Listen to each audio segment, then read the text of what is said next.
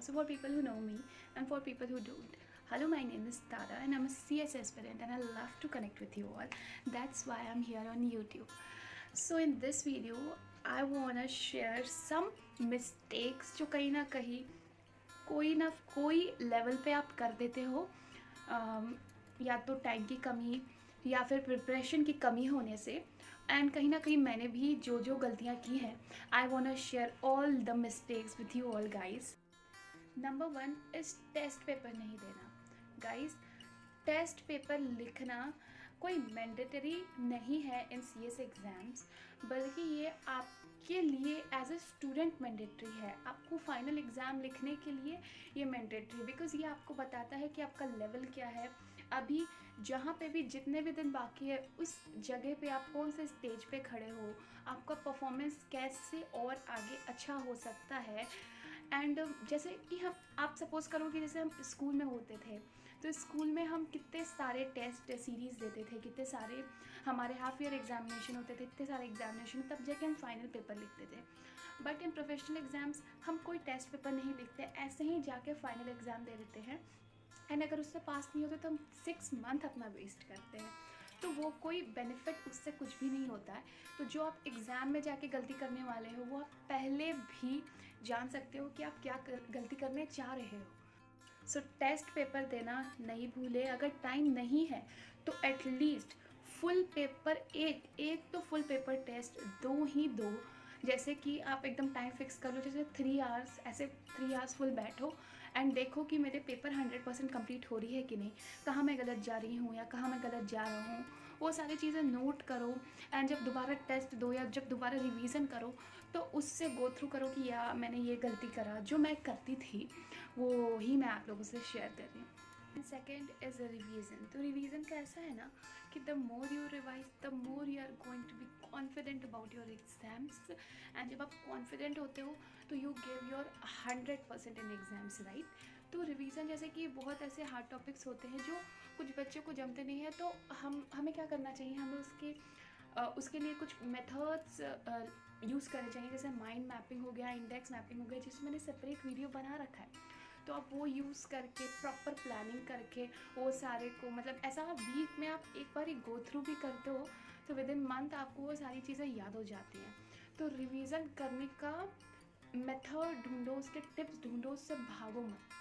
Thirdly I would say that planning. Guys, planning इतनी important होती है जिसका हमें अभी तक पता नहीं है कि प्लानिंग, अगर हम शुरू से अपना हर एक स्टेप प्लान करके रखते हैं तो हमें पता होता है कि या आज उठे हैं तो आज मुझे ये चीज़ें करनी है, आज मुझे ये चीज़ें करनी है।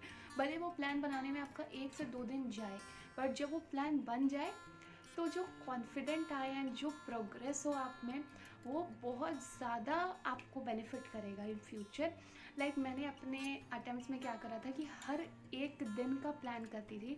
जैसे कि रात में बना लो कि हाँ, मुझे कल ये पढ़ना है, मुझे कल ये पढ़ना है, मुझे कल ये पढ़ना है। मान लो ये जैसे कोई MCQ इतने MCQs बनाने हैं, इतने चैप्टर्स पढ़ने हैं, तो आप जब ऐसे करते हो और अगर उसका 70-80% भी आप परफॉर्म कर पाते हो ना, तो वो प्लान आप सक्सेसफुली इम्प्लीमेंट कर रहे हो। तो प्लानिंग बिल्कुल इम्पॉर्टेंट है। प्लानिंग हर एक मोड पे आपको करना होगा अपने इस प्रोफेशनल जर्नी में। एंड फोर्थ मिस्टेक जो हम करते हैं वो 1 डे बिफोर एग्ज़ाम का प्लानिंग नहीं करना, उसके मटेरियल्स नहीं प्लान करके रखना। मतलब ये एकदम ब्लंडर मिस्टेक है, जो कोई बच्चा करता है तो ये बहुत ब्लंडर मिस्टेक होता है। 1 डे बिफोर एग्ज़ाम का आपको हर एक प्लान करके रखना है कि ये अगर टॉपिक है, ये बहुत इंपॉर्टेंट है, तो मेरे को ये इसको इस मॉड्यूल से पढ़ना है, मेरे को ये चैप्टर इस नोट से पढ़ने हैं, मेरे को ये रिवीजन नोट्स प्रेफर करना है। क्योंकि उस टाइम क्या होता है कि बहुत सारे जो भी आपके टीचर्स हैं या अलग अलग टीचर्स, जो अलग अलग फैकल्टीज़ जो है, बहुत सारी चीज़ें लाती हैं, बहुत सारे रिवीजन नोट्स देती है, तो आप अपना छोड़ के उनके तरफ अट्रैक्ट होने लगते हो ना। आपको लगता है कि आपसे अच्छा उनका है, बट ऐसा नहीं होता है गाइस। जो हम खुद की मेहनत से बनाते हैं या जो शुरू से हम प्रेफर करते आ रहे हैं, उसको बिल्कुल मत छोड़ो। और कुछ नया अडॉप्ट करने का तो सोच भी मत लेना, वो एकदम ब्लंडर मिस्टेक होता है गाइस। तो ये मिस्टेक बहुत कॉमन है। Lastly I would say mindset guys. अपना माइंडसेट एकदम ऐसा बोलते हैं ना, एकदम मजबूत रखो, किसी के भी बोलने से, किसी से इन्फ्लुएंस मत हो।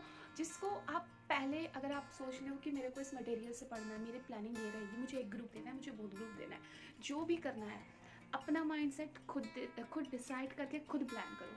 बिकॉज मैंने ये गलती करी थी, मैं बहुत जल्दी इन्फ्लुएंस हो जाती हूँ लोगों से।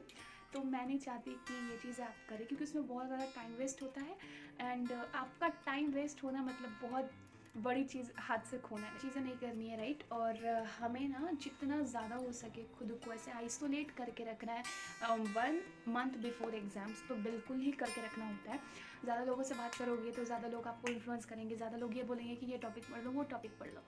बट जब आप अपने माइंड से पढ़ोगे, जब आप अपने प्लान से पढ़ोगे, तो आपको पता चलेगा कि आप जो तैयारी कर रहे हो वो कितनी बेस्ट है, रादर देन जो आपको लोग एडवाइस कर रहे हैं।